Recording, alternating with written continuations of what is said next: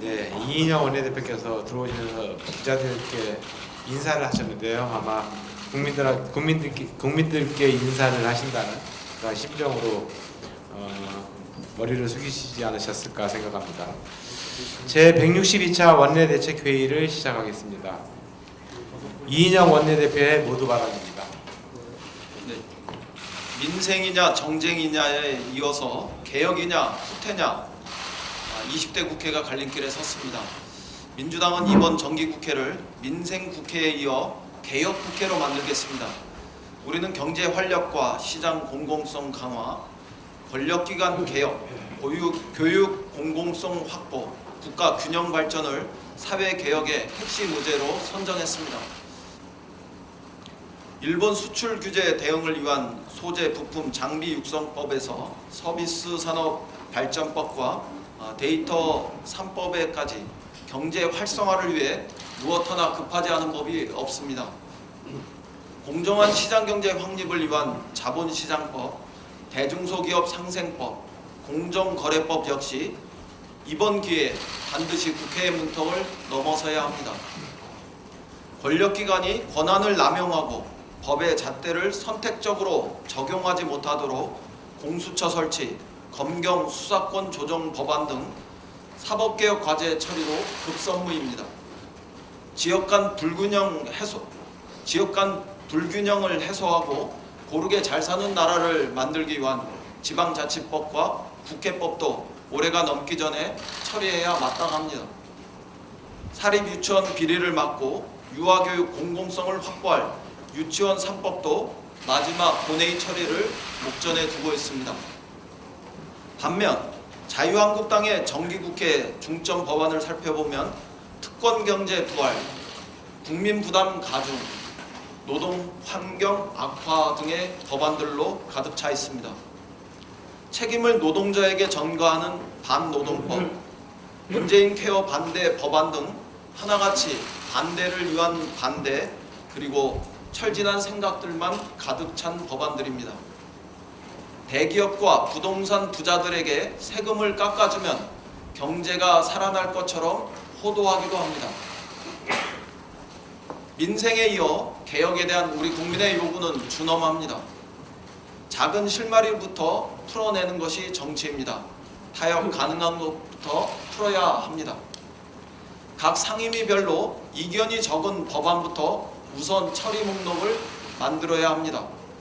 일본 수출 규제 대응 지원법과 8년째 국회에 잠자고 있는 서비스 산업 육성법, 데이터 3법, 소방공무원 국가직 전환법부터 우선 협의할 것을 요청합니다. 우리 당의 지난 대선 공약이기도 한 소방공무원 국가직 전환법이 어제 마침내 행안위 안건조정위원회의 문턱을 넘었습니다. 참으로 다행스러운 일입니다. 이와 같이 합시다. 민주당은 오늘 오후 정책의총을 열어 입법 추진의 속도를 내겠습니다. 20대 국회가 민생경제 활성화, 사회개혁 추진 입법에 성과를 낼 수 있도록 128명 의원단 전원의 총의를 모아내도록 하겠습니다.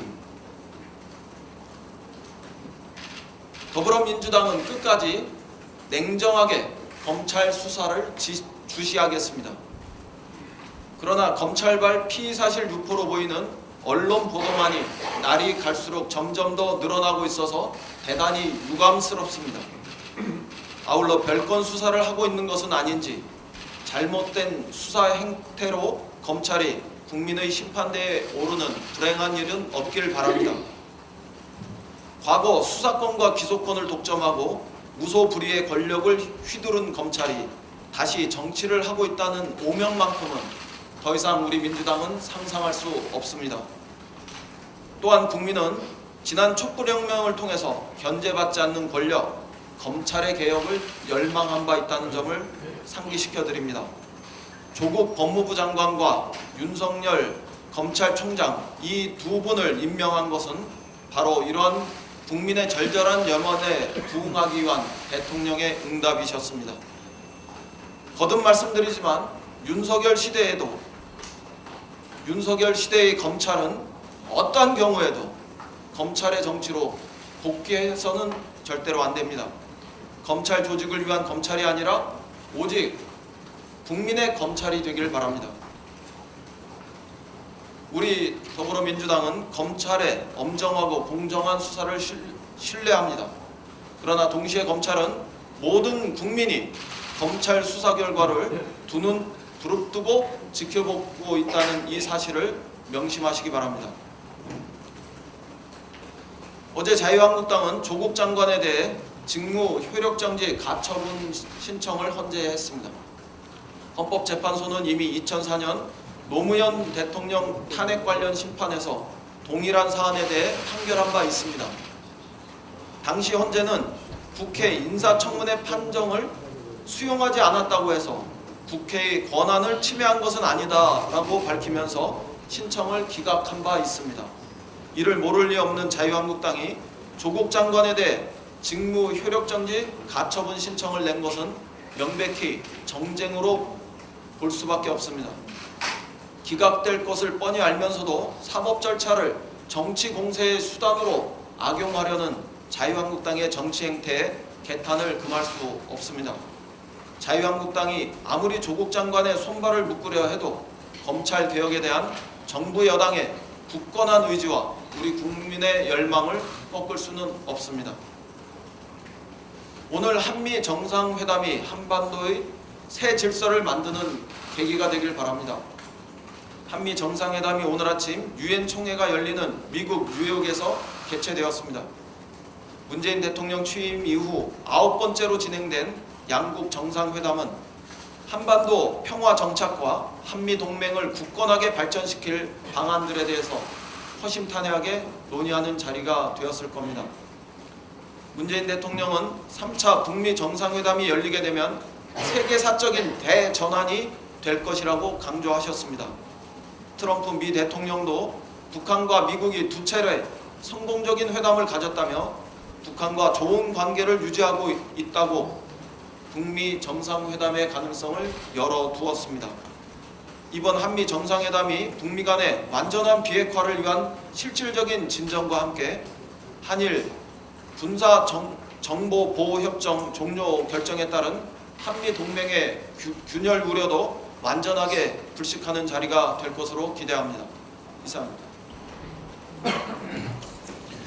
조정식 정치기 의장의 모두 발언입니다.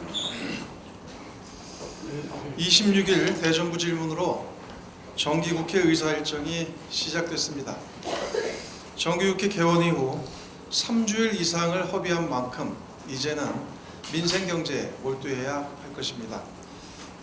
더불어민주당은 지난주 정기국회를 대비한 의원 워크숍을 개최한 데 이어 오늘은 정책의총을 열어 주요 민생 현안들을 논의할 예정입니다.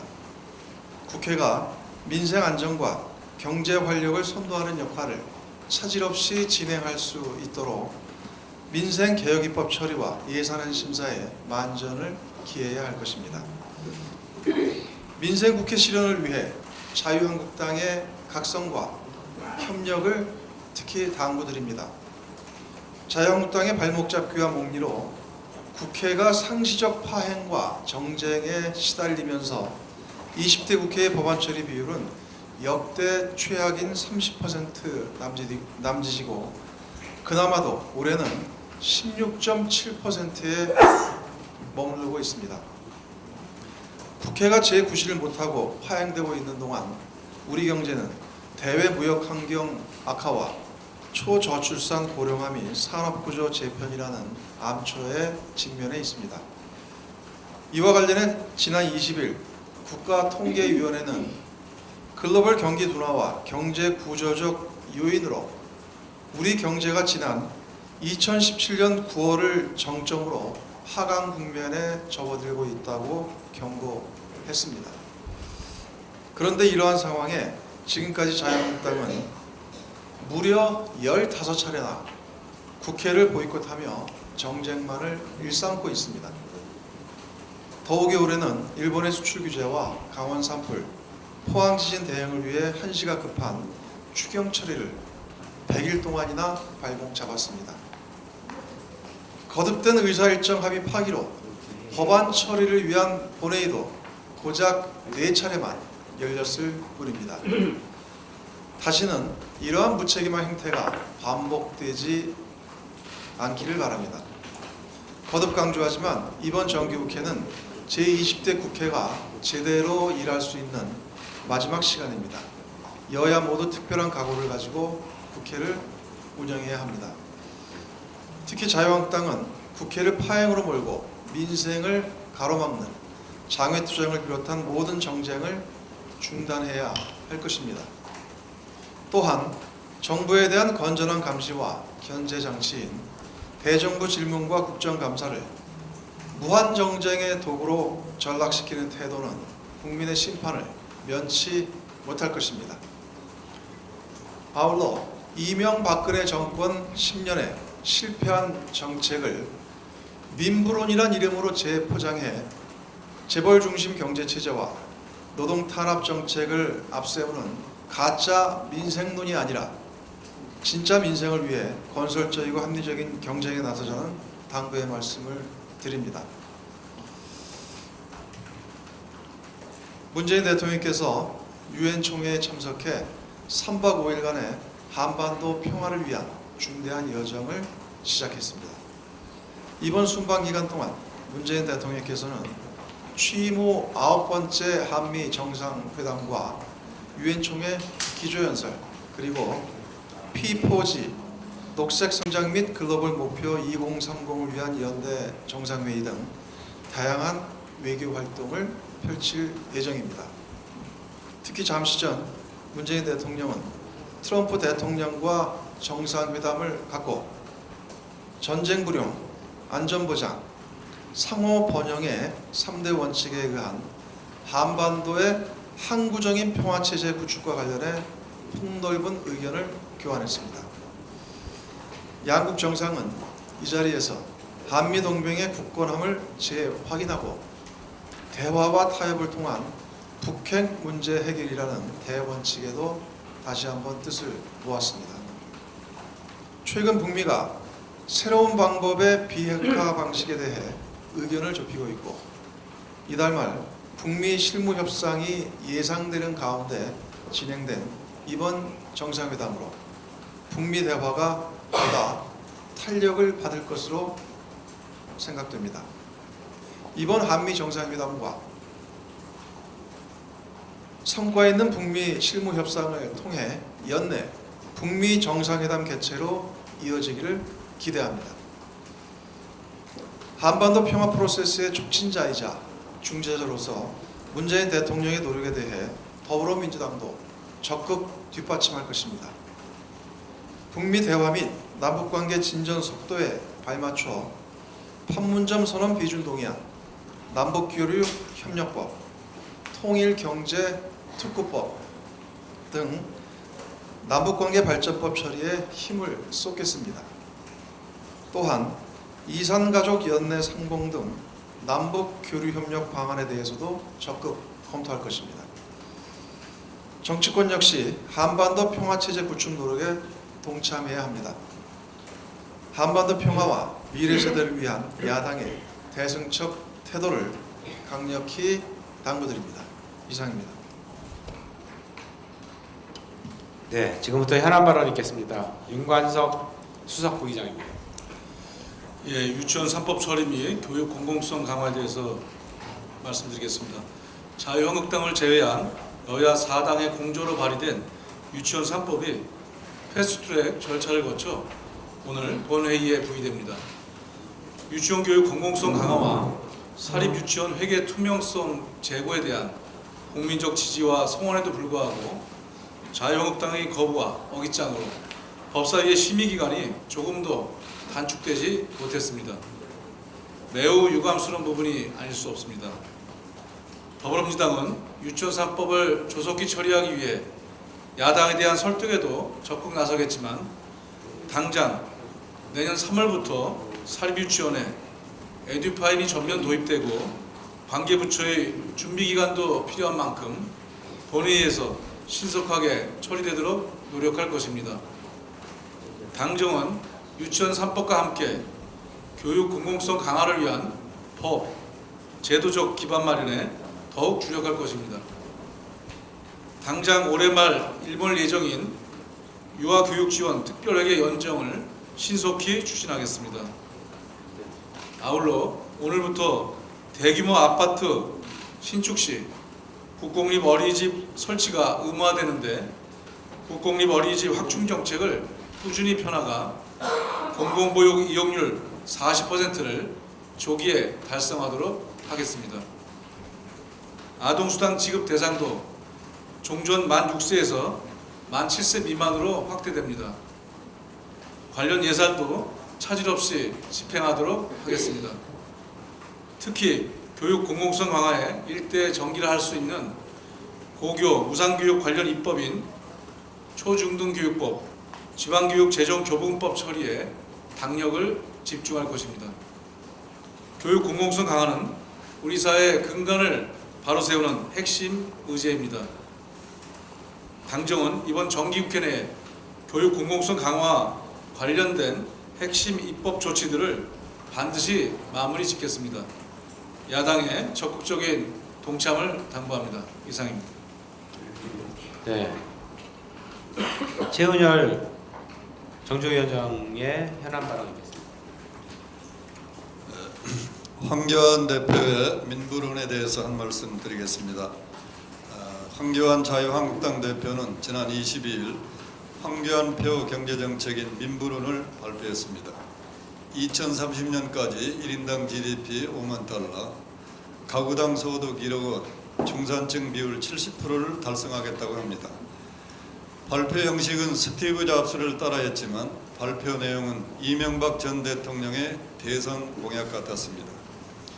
지난 정부에서 법무부 장관, 국무총리, 대통령 권한대행까지 역임하며 박근혜 대통령 탄핵을 포함 지난 정부 실패에 대한 무한 책임을 져야 할 뿐이 오늘의 경제 상황에 대해 본인과는 아무 상관없는 양 다른 나라에서 살다 온 사람인 듯 자기 책임에 대한 반성 없이 비판 일색과 이 시대에 맞지 않는 고도성장기를 연상시키는 정책을 발표했습니다. 황교안 대표는 먼저 과거 정부 실패에 대해 통렬히 반성하고 국민 앞에 석고대지하는 모습부터 보여야 할 것입니다. 이명박 정부 때 747 공약이 있었습니다. 7% 성장에 국민소득 4만 불, 7대 경제 강국 진입이 목표였습니다. 기업들이 돈을 벌어 그 돈으로 투자를 하고 고용을 늘리며 가계에 긍정적인 영향을 미쳐 이를 통해 경제가 성장할 것이라는 정책을 폈습니다. 그 결과 어떻게 되었습니까? 기업의 투자와 일자리는 늘지 않고 대기업의 산해유보는 쌓여가고 소득 양극화만 심화시켰습니다. 박근혜 정부도 이 정책의 실패를 인정하고 기업 소득 환류 세제를 포함 도입해 투자를 유도해 보려고 했습니다. 물론 이 정책도 실패했습니다. 현재 민생의 어려움에 대해 집권 여당으로서 국민들께 죄송하다는 말씀부터 드립니다. 그러나 오늘의 경제 상황을 문재인 정부의 책임만으로 돌릴 수는 없습니다. 이명박, 박근혜 정부부터 누적되어 온 정책의 실패가 그 책임의 뿌리이기 때문입니다. 그런데 황교안 대표는 실패한 MB표 정책을 또다시 들고 나온 것입니다. 이런 정책은 이 시대에 성공할 수도 없고 그 정책으로 결코 국민이 부자가 될 수 없습니다. 황교안 대표는 현재의 경제 상황조차 제대로 파악하고 있지 못합니다. 황 대표는 세계 경제는 회복되고 있고 한국 경제만 나홀로 침체를 계속하고 있다고 했는데 이는 기초적인 데이터조차 잘못 파악하고 있거나 왜곡한 것입니다. G7 국가 중 2018년 GDP 성장률이 우리나라보다 높은 나라는 미국이 유일합니다. IMF의 2019년, 2020년 경제 성장률 예측치를 보면 미국조차 우리보다 낮습니다. 지금은 전 세계가 새로운 저성장, 저물가, 저금리의 뉴노멀 시대에 진입한 것입니다. 그리고 황교안 대표는 정부 지출 확대를 큰 정부 만능주의며 파퓰리즘 정책이라고 비난합니다. 민간 부분이 잘 돌아가면 정부가 크게 관여하지 않아도 됩니다.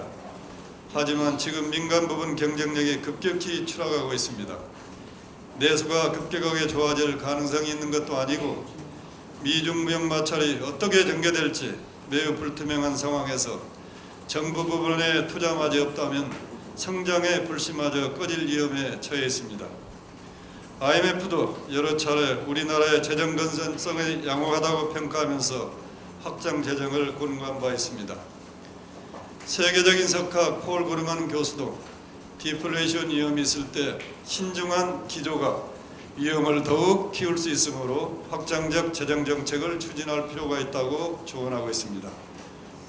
현재의 경제 상황조차 대대로 파악하지 못하고 있으니 제대로 된 대책이 나올 리가 없습니다. 황교안 대표는 현 경제 상황의 원인이 어디에서 출발했는지 냉철하게 들여다보고 더 이상 국회를 볼모로 잡는 투쟁을 그만두고 국민에게 희망을 드리는 정치를 해주시길 바랍니다.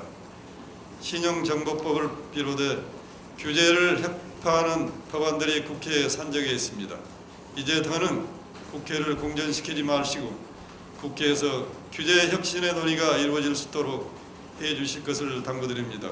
그것이 황교안 대표의 경제 걱정의 진정성을 증명하는 길입니다. 이상입니다. 네, 윤호덕 원내부대표의 현안 발언입니다. 이제 더불어민주당 이인영 원내대표 희하에 한일 경제전쟁 입법지원단장을 맡고 있는 파주시 국회의원 윤호덕입니다.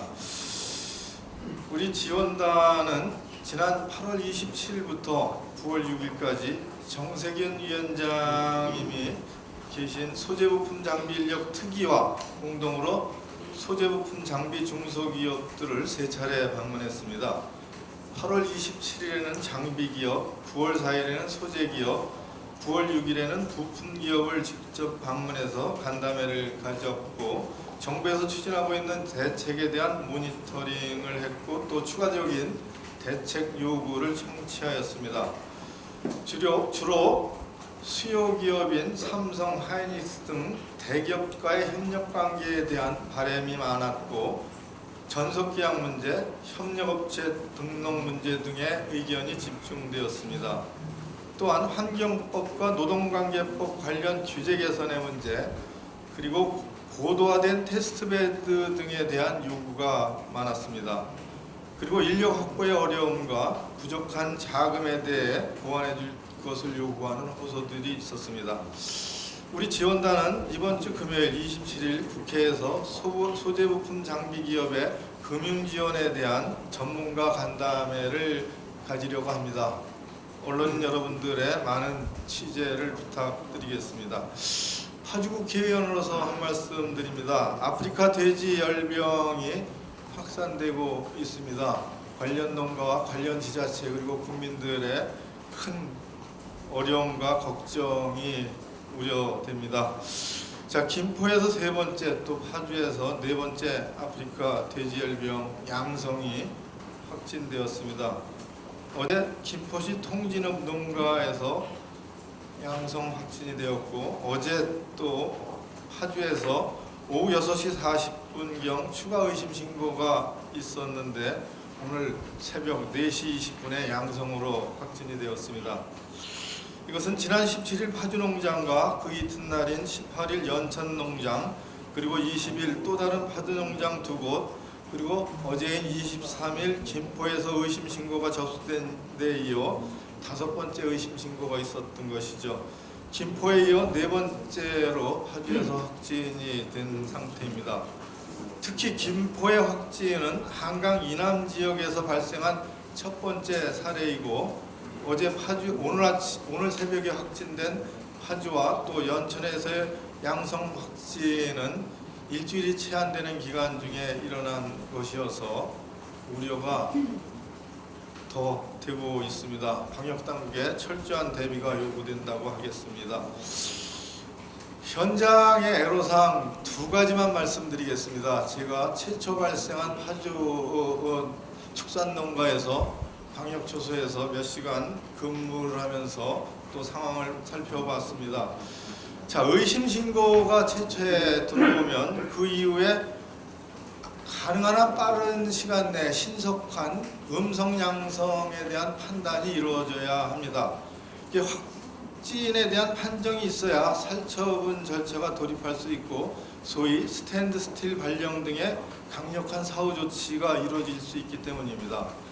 통상 검역본부에서 확진하는 데 걸리는 시간은 5시간에서 6시간 정도입니다. 그래서 현장에서의 신속한 시료 채취와 채취한 시료를 검역본부에 전달하는 교통시간이 문제입니다. 그런데 초기 2차례 파주농가와 어제 김포농가에서 신고 후 확진까지 각각 13시간, 16시간, 12시간 반이 소요됐습니다. 1차적으로 광역동물위생시험소, 이것은 양주에 있습니다. 경기 북부에. 거기에 있는 직원이 발생 농가, 신고한 농가까지 자기네 관용차로 이동해서 시료 채취하러 옵니다. 2시간 걸립니다. 저녁 시간대에 딱 걸려버리면 2시간 반 걸리죠. 시료를 채취하는데 30분 정도 소요됩니다.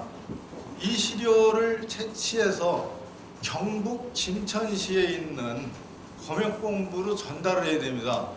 이게 또 저녁 시간에 맞물리면 서울을 통과해서 최초의 파주농가에서는 김천까지 가는데 4시간이 걸렸습니다. 그래서 교통시간이 6시간 걸렸고 검역본부에서 시료를 가지고 실험실에서 확진 판정하는 데까지 5시간이 걸렸죠.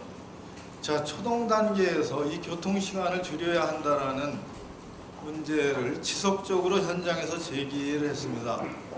어제 파주에서 의심 신고가 되고 소방방지청에 헬기가 떴습니다. 그래서 이 교통시간을 2시간 줄였습니다. 자, 농가에서 시료를 채취하러 이동하는 차량의 시간도 줄여야 하고 또 경북 김천에 있는 검역본부까지 가는 시간도 줄여야 됩니다. 우선 이 지역경찰의 에스코트가 필요하다는 말씀을 드리고 또 필요하면 119 구급차의 지원도 필요하다는 말씀을 드리고 헬기 등의 아주 신속한 이동수단이 지원돼야 되는 지원 근거를 마련해야 된다라는 말씀을 드립니다. 자, 또 하나 말씀을 드립니다. 최초 발생 지역인 파주시는 초기에 10개소의 초소를 운영을 했습니다. 이럴 때 2인 1조에 일반직 공무원 120명이 투입이 됐어요. 근데 지금 초소가 70개로 늘어났습니다. 이 70개의 초소를 2인 1조로 3교대 하루 8시간씩 교체를 하려면은 파주시 공무원 1,500명이 이틀에 한 번씩 투입이 돼야 돼요. 기존 업무를 보면서 이 일을 이를테면 중장기적으로 초소를 운영하기에는 참 어렵죠. 그런데 이 가축 전염병에 있어서 초소가 얼마나 중요하냐 하면은 들락거리는 자동차에 의해서 바이러스가 감염돼서 그것이 전국에 퍼진 게 10년 전 구제역 사건이었습니다. 그래서 이 초소 운영에 필요한 인력을 용역 인력으로라도 충분히 확보할 수 있게 방역당국의 배려가 필요하고 신속한 예산 지원이 필요하다는 그런 말씀을 드립니다. 아무튼 이 아프리카 돼지열병이 잘 조치되고 겨울이 되기 전에 마무리가 되기를 간절히 바랍니다. 이상입니다. 네, 다음으로 서삼서 부대표입니다. 태풍 피해 집계와 보상에 관련된 내용입니다. 수확절을 앞두고 연이은 그 태풍으로 농업민들의 시름이 깊습니다. 행안부에 신고된 액수만 현재로 농업 분야가 198억 원, 농업 분야가 170억 원에 달하는 큰 피해를 입었습니다. 이제는 정치권도 발벗고 나서서 피해 복구에 총력을 기울여야 할 때입니다. 이번 기회에 재보상 규정에 제도상의 미비점은 없는지 꼼꼼히 살펴봐야 합니다. 태풍으로 무화과, 배 등 많은 가수 농가들이 강한 바람으로 인해서 과실이 멍드는 풍산과라는 피해를 입었습니다. 그러나 현행 농식품부 농업체의 피해 요령에 따르면 풍산과 피해에 대해서는 별도 보상 규정이 없습니다. 바람에 의한 과수 피해는 오직 유일하게 감귤에만 그 규정이 적용되고 있는 실정입니다.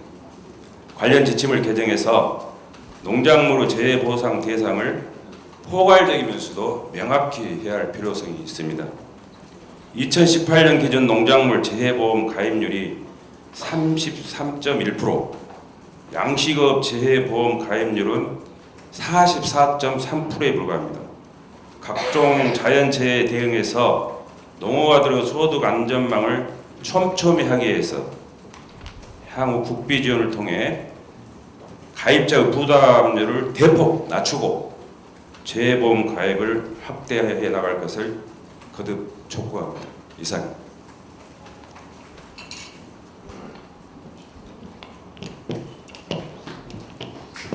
네, 맹성규 원내 부대표입니다.